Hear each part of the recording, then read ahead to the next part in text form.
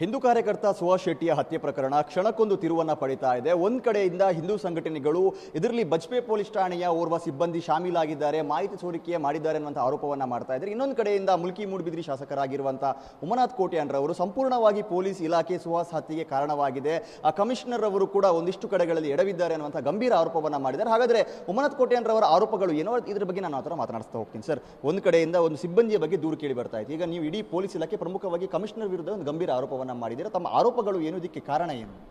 ಅಲ್ಲ, ಒಬ್ಬ ಪೊಲೀಸ್ ಮಾಡ್ತಾನೆ ಅಂತ ಹೇಳಿದ್ರೆ ಕಾರಣ, ಅದಕ್ಕೆ ಕಾರಣ ಯಾರು? ಕಮಿಷನರ್ ಕಾರಣರಾಗುವುದಿಲ್ವ? ಒಂದು ಇಲಾಖೆಯಲ್ಲಿ ಯಾರೇ ಒಬ್ಬ ಏನು ತಪ್ಪು ಮಾಡಿದ್ರು ಆ ಇಲಾಖೆ ಯಜಮಾನ ಕಾರಣ ಆಗ್ತಾನೆ. ಇಲ್ಲಿ ನಡೆಯತಕ್ಕಂಥ ಇಲ್ಲಿಗಲ್ ಆಕ್ಟಿವಿಟೀಸ್ ದಕ್ಷಿಣ ಕನ್ನಡ ಜಿಲ್ಲೆಯಲ್ಲಿ ಇವತ್ತು ಬೇರೆ ಬೇರೆ ರೀತಿಯ ಸ್ಯಾಂಡ್ ಮಾಫಿಯಾ ಇರ್ಬೋದು, ಸಿಂಗಲ್ ನಂಬರ್ ಇರ್ಬೋದು, ಇಸ್ಪೀಟ್ ಇರ್ಬೋದು, ಬೇರೆ ಬೇರೆ ರೀತಿಯ ಕೆಂಪು ಕಲ್ಲಿನ ಕೋರೆಯ ಹುಡಿಗಳಿರ್ಬೋದು, ಇದರೆಲ್ಲ ಇಲ್ಲಿಗಲ್ ಆಗಿ ಆಗ್ತದೆ. ಲೀಗಲ್ ಆಗೋದವರಿಗೆ ಬೇಡ, ಪೊಲೀಸರಿಗೆ ಯಾವುದು ಲೀಗಲ್ ಬೇಡ. ಯಾಕೆಂದರೆ ಇಲ್ಲಿಗಲೇ ಆಗಬೇಕು. ಪ್ರತಿಯೊಂದು ಆಕ್ಟಿವಿಟೀಸ್ ಇಲ್ಲಿಗಲಲ್ಲಿ ಆದರೆ ಮಾತ್ರ ಅವರಿಗೆ ಅವರ ಜೇಬು ತುಂಬುತ್ತದೆ. ಆ ರೀತಿಯಲ್ಲಿ ದಕ್ಷಿಣ ಕನ್ನಡ ಜಿಲ್ಲೆಯಲ್ಲಿ ಇವತ್ತು ಸಂಪೂರ್ಣವಾಗಿ ಕಾನೂನು ಸುವ್ಯವಸ್ಥೆ ಕುಸಿದಿದೆ. ಮೊನ್ನೆ ಸುಹಾಸ್ ಕೊಲೆಯಲ್ಲಿಯೂ ಒಬ್ಬ ಪೊಲೀಸ್ ಅದರಲ್ಲಿ ಇನ್ವಾಲ್ವ್ ಆಗಿದ್ದಾನೆ ಅಂತ ನೀವು ಹೇಳ್ತಾ ಇದ್ದೀರಿ. ಒಬ್ಬ ಪೊಲೀಸ್ ಅಲ್ಲ, ಇಡೀ ಇಲಾಖೆ ಇದರಲ್ಲಿ ಇನ್ವಾಲ್ವ್ ಆಗಿದೆ ಅಂತ ನಾನು ಹೇಳಲಿಕ್ಕೆ ಇಚ್ಛೆಪಡ್ತೇನೆ. ಯಾಕೆಂತೇಳಿದ್ರೆ ಪೊಲೀಸರಿಗೆ ಬಹುಶಃ ರಾಜ್ಯ ಸರ್ಕಾರದ ಡೈರೆಕ್ಷನ್ ಇರ್ಬೋದು.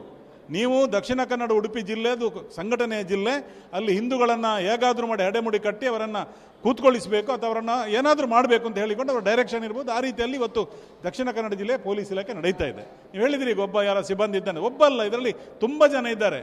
ನೀವು ತೆಗೆದು ನೋಡಿ. ಏನು ಸಾಕ್ಷಿ ಇದೆ ಸರ್? ಯಾಕೆ ನಿಮ್ಗೆ ಈ ಥರ ಅನುಮಾನ ಬಂದದ್ದು? ಇದಕ್ಕೆ ಪೂರಕವಾಗಿ ಯಾವ ಥರದ ಒಂದು ಪ್ರಮುಖ ಸಾಕ್ಷಿಗಳು ಇದೆ? ಇವ್ರು ಯಾವ ಥರ ಶಾಮೀಲಾಗಿದ್ದಾರೆ ಅಂತ ತಮ್ಮ ಆರೋಪ? ಅಯ್ಯೋ, ಶಾಮೀಲಾಗಿದ್ದಾರೆ ಅಂದರೆ ಪ್ರತಿಯೊಂದು ಹಂತದಲ್ಲಿಯೂ ಒಬ್ಬ ಸುಹಾಸ್ ಶೆಟ್ಟಿಗೆ ಕೊಲೆ ಬೆದರಿಕೆ ಇದೆ ಅಂತ ಪೊಲೀಸ್ ಇಲಾಖೆಗೆ ಗೊತ್ತಿದೆ, ಪ್ರತಿಯೊಬ್ಬರಿಗೂ ಗೊತ್ತಿದೆ. ಅವು ಆತ್ಮರಕ್ಷಣೆಗೆ ವೆಪನ್ಸ್ ಗಾಡಿಯಲ್ಲಿ ಇಡುವಂಥ ಪ್ರಶ್ನೆ ಇಲ್ಲ. ಆತ್ಮರಕ್ಷಣೆಗೆ ಅವನಿಗೆ ಪೊಲೀಸ್ ಕೊಡಬೇಕಿತ್ತಲ್ಲ, ಇವರು ಅವನಿಗೆ ಗನ್ಮ್ಯಾನ್ ಕೊಡಬೇಕಿತ್ತಲ್ಲ, ಇವರು ಕೊಟ್ಟಿದ್ದಾರೆ. ಅವ್ರು ಹೇಳುವಂಥದ್ದು ಈಗ ಒಬ್ಬ ರೌಡಿ ಶೀಟರ್ಗೆ ನಾವು ಯಾವ ಥರ ರಕ್ಷಣೆಯನ್ನು ಕೊಡುವಂಥದ್ದು. ರೌಡಿ ಶೀಟರ್ ಮಾಡೋದು ಯಾರು? ರೌಡಿ ಶೀಟರ್ ಮಾಡೋದು ಯಾರು? ನೀವೇ ಅಲ್ವಾ, ಪೊಲೀಸ್ನವರಲ್ವ? ರೌಡಿ ಶೀಟರ್ ಅಂತ ಆಗಬೇಕಾದ್ರೆ ಅವನ ಮೇಲೆ ಎಷ್ಟು ಕೇಸ್ ಇರಬೇಕು, ಎಷ್ಟು ಅವನ ಮೇಲೆ ಯಾವ್ಯಾವ ಸೆಕ್ಷನ್ ಇರಬೇಕು, ಪ್ರತಿಯೊಂದಿದೆ. ಇದು ಏನೋ ಒಂದು ಸಣ್ಣ ಪುಟ್ಟ ಗಲಾಟೆ ಮಾಡಿದ್ದವನನ್ನು ನೀವು ನಿಮ್ಮ ಸರ್ಕಾರ ಹೇಳ್ತಾ ಅಂತ ಹೇಳಿದ್ರೆ ರೌಡಿ ಶೀಟರ್ಗೆ ಸೇರಿಸ್ತೀರಿ ನೀವು. ರೌಡಿ ಶೀಟರ್ ಆದರೆ ಅವನಿಗೆ ಬದುಕು ಹಕ್ಕಿಲ್ವಾ?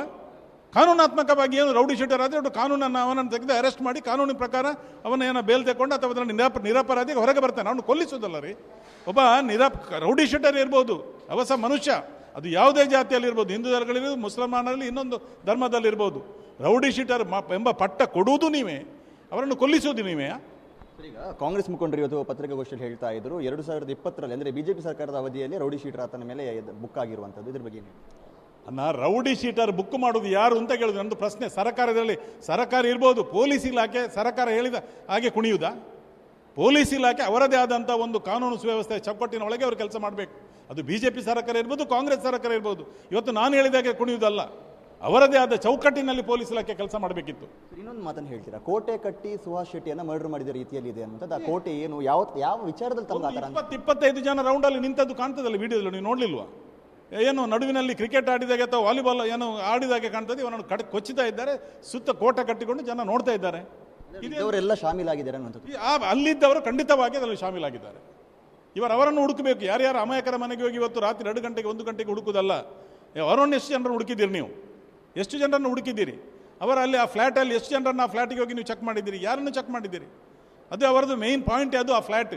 ಇವತ್ತು ಪ್ರತಿಯೊಬ್ಬರನ್ನು ಮರ್ಡರ್ ಮಾಡಿದವರು ಇರುವುದು ಅಲ್ಲಿ ಹೋಗಿದ್ದೀರಾ ನೀವು? ಪೊಲೀಸ್ ಇಲಾಖೆ ನೋಡಿದ್ದೀರಾ? ಏನು ಮಾಡ್ತಾ ಇದ್ದೀರಿ ನೀವು? ಇವತ್ತು ಕಾಟಿಬಳ್ಳಕ್ಕೆ ಹೋಗ್ತೀರಿ, ಕಲ್ವಾರಿಗೆ ಹೋಗ್ತೀರಿ, ಮೂಡುಚೆಡ್ಡಿಗೆ ಹೋಗ್ತೀರಿ. ಹಿಂದಿನವರು ಏನೋ ಮಾಡಿ ಅವರು ಬಿಟ್ಟು ಇವತ್ತು ಅವರಷ್ಟಕ್ಕೆ ಅವರು ಬದುಕ್ತಾ ಇದ್ದಾರೆ. ಅವರ ಮನೆಗೆ ಹೋಗಿ 2 ಗಂಟೆಗೆ 1 ಗಂಟೆಗೆ ರೈಡ್ ಮಾಡ್ತೀರಲ್ಲ, ಯಾಕಾಗಿ ರೈಡ್ ಮಾಡ್ತೀರಿ ನೀವು? ಯಾಕಾಗಿ ರೈಡ್ ಮಾಡ್ತೀರಿ? ಇಡೀ ಜಿಲ್ಲೆಯಲ್ಲಿ ಪೊಲೀಸ್ ವೈಫಲ್ಯದಿಂದಲೇ ಇವತ್ತು ಈ ರೀತಿಯ ಕೊಲೆ ಇರ್ಬೋದು, ಸುಲಿಗೆ ಇರ್ಬೋದು, ಪ್ರತಿಯೊಂದು ಆಗುವಂಥದ್ದು ಪೊಲೀಸ್ ಇಲಾಖೆಯ ವೈಫಲ್ಯದಿಂದಲೇ. ಇವತ್ತು ನಿಮ್ಮ ಪೊಲೀಸ್ ಇಲಾಖೆಯ ಸಿಬ್ಬಂದಿಗಳನ್ನು ಕರೆದವರ ಮೊಬೈಲ್ ತೆಗೆದು ನೋಡಿ.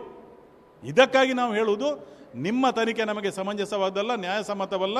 NIA ಕರೆದಿಲ್ಲಿ ತನಿಖೆ ಮಾಡಬೇಕು ಅಂತ ನಾನು ಸ್ಪಷ್ಟವಾಗಿ ಸಂದರ್ಭದಲ್ಲಿ ಇಚ್ಛೆಪಡ್ತೇನೆ. ಸರ್, ಈಗ ವಿದೇಶದಿಂದ ಹಣ ಹರಿದು ಬಂದಿದೆ ಅನ್ನುವಂಥ ಮಾಹಿತಿ ಇತ್ತು, ಆದರೆ ಪರ್ಟಿಕ್ಯುಲರ್ ಆಗಿ ದುಬೈಯಿಂದಲೇ ಹಣ ಹರಿದು ಬಂದಿದೆ ಅನ್ನುವಂಥ ಒಂದು ಆರೋಪವನ್ನ ಮಾಡ್ತಾ ಇದ್ದಾರೆ. ಇದು ಹೌದಾ? ನಿಮ್ಗೆ ಏನಾದರೂ ಮಾಹಿತಿ? ದುಬೈಯಿಂದ ಬಂದಿರ್ಬೋದು, ಬೇರೆ ಬೇರೆ ಕಡೆಗಳಿಂದ ಬಂದಿರ್ಬೋದು. ಇದಕ್ಕೆ ಹಣ ಹೊರಗಡೆಯಿಂದ ಬಂದಿದ್ದು ಸಲ್ಲುವವರಿಗೆ ಸಲ್ಲಿದೆ.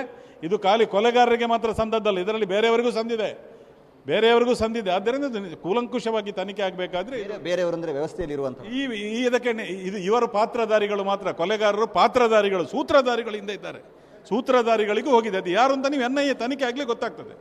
NIA ತನಿಖೆಯ ಮೂಲಕ ಯಾರು ಸೂತ್ರಧಾರಿಗಳಿದ್ದಾರೆ ಗೊತ್ತಾಗ್ತದೆ. ಇದಿಷ್ಟು ಮೂಡುಬಿದಿರೆ ಶಾಸಕರಾಗಿರುವಂತಹ ಉಮಾನಾಥ್ ಕೋಟೆನ್ರವರ ಮಾತು. ಕ್ಯಾಮರಾ ಪರ್ಸನ್ ಕೃಪೇಶ್ ಪೂಜಾರಿ ಜೊತೆ ಆದಿತ್ಯ TV5 ಮಂಗಳೂರು.